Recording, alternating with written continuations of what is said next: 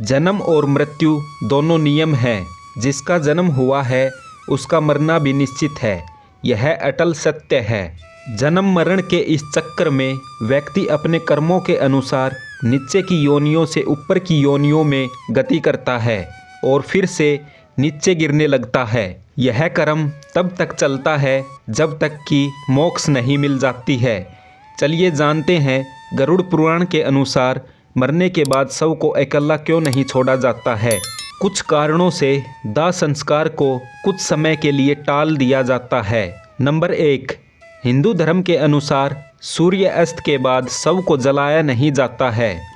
जिसकी सूर्य अस्त के बाद मृत्यु होती है तो इस दौरान शव को रात भर घर में ही रखा जाता है और किसी न किसी को उसके पास रहना होता है।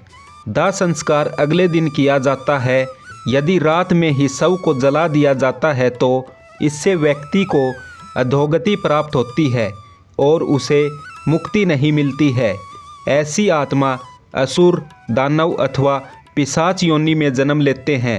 नंबर 2, यदि कोई मर गया है परंतु उसका दाह संस्कार करने के लिए उसका पुत्र या संतान कहीं दूर है तो उसके आने का इंतज़ार किया जाता है। तब तक शव को घर में ही रखा जाता है। किसी न किसी को शव के पास रहना होता है। पुत्र के हाथों से ही दाह संस्कार होने पर मृतक को शांति मिलती है, अन्यथा वह भटकता रहता है। नंबर 3, यदि किसी व्यक्ति की मृत्यु पंचक काल में हुई हो तो पंचक काल में शव को नहीं जलाया जाता है।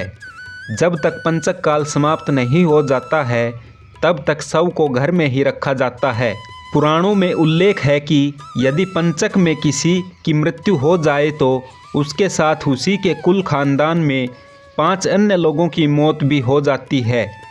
इसलिए पंचक काल को ख़त्म होने का इंतज़ार किया जाता है। परंतु इसका समाधान भी है कि मृतक के साथ आटे, बेसन या सूखी घास से बने 5 पुतले अर्थी पर रखकर इन 5 का भी शव की तरह पूर्ण विधि विधान से अंतिम संस्कार किया जाता है।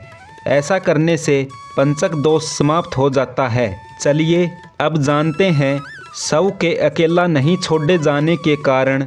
नंबर 1, शव को अकेला छोड़ दिया जाए तो उसके आसपास लाल चींटियां या अन्य कोई नरभक्षी रेंगने वाला पशु आकर शव को खा सकता है।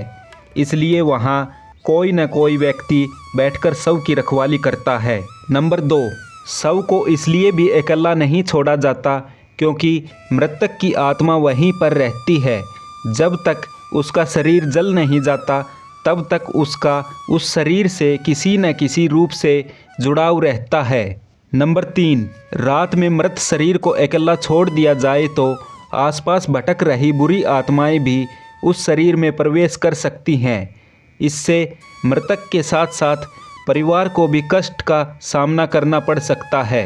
नंबर 4, यह भी कहा जाता है कि शव को अकेला छोड़ने से कई लोग जो तांत्रिक कर्म करते हैं उनके कारण भी मृत आत्मा संकट में पड़ सकती है। नंबर 5, यदि ज़्यादा समय हो जाए तो शव से निकलने वाली गंध के चलते कई तरह के बैक्टीरिया भी पनपने लगते हैं और मक्खियाँ भी भिनभिनाने लगती हैं।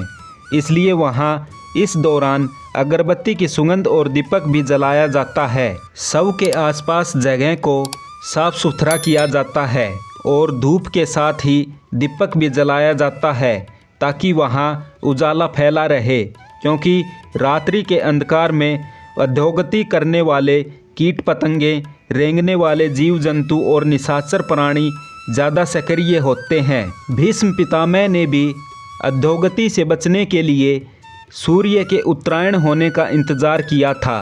उत्तरायण में प्रकृति और चेतना की गति ऊपर की ओर होने लगती है।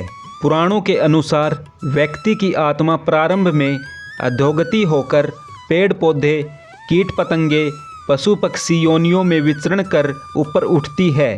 अंत में वह मनुष्य वर्ग में प्रवेश करती है।